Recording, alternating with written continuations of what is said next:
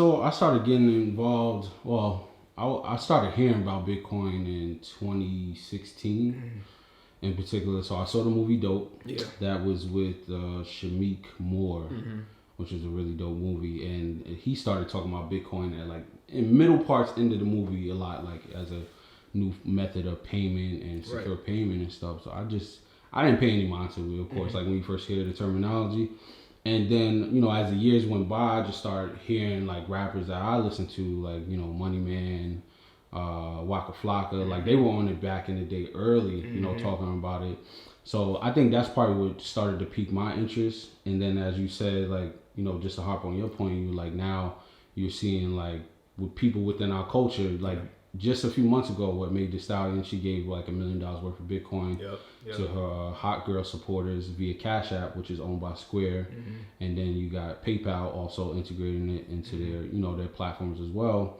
So I'm just interested to know like why is it becoming so popular now? Like what's the hype around it and the craze that's going on? Like what is Bitcoin first and foremost? Like for those that may not know. So Bitcoin is basically just a currency, a new currency.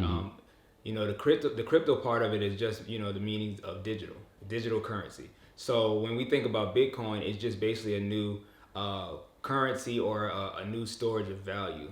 It's something like gold. We look at gold and we always know like gold is always going to be around because you can hold gold and it's going to basically protect your assets if you just hold it as a storage of value. So that's the same way that we're looking at cryptocurrency. It's becoming something that we can really just put our money towards and hold it as a storage of value. It's also something like certain areas in the world may not have a stable currency, so that's something that they can hold that is a universal currency. So it's something that could be really big for the entire universe, the entire world.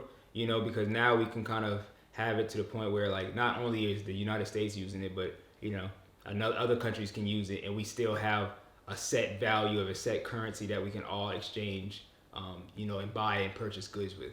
So. Got you. So is this something that potentially, because I hear this talk a lot, on various news sources, like, with the inflation, rising and then the value of the dollar going down. Right. Do you think is going to perhaps overtake the U.S. dollar, or maybe perhaps it should just be used in alignment with it, or they'll find a way to kind of integrate it? I don't know when or because it's hard to say because the money system has been around for so long. The U.S.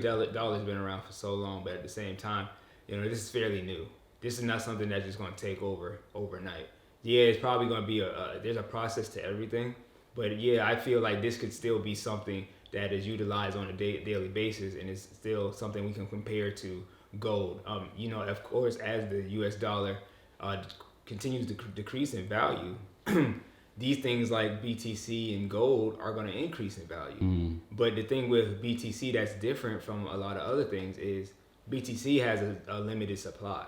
So once that supply is over with, there is no more creating new Bitcoins because there's only a 21 million circulating supply.